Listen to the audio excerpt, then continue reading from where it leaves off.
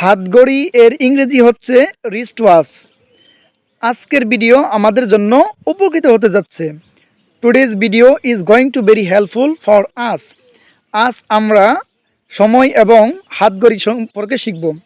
Today we will learn about a wrist watch and time. চলুন শুরু করি। Let's get started. যদি বলা হয় এখন কয়টা বাজে, আমরা বলতে পারি what time is it now. এর উত্তরে কি বলতে পারি?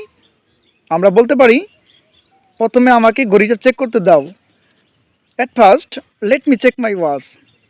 যদি ঘড়ি না থাকে আমরা বলতে পারি দুঃখিত, আমার কোনো ঘড়ি নেই। Sorry, I don't have any watch.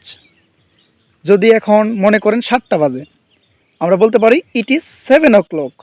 এখন 7:30 বাজে, it is 7:30।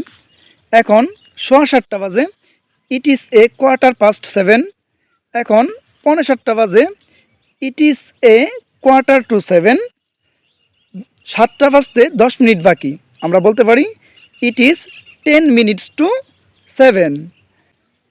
If you found the video helpful, please comment me. See you again. All the best. Assalamu alaikum.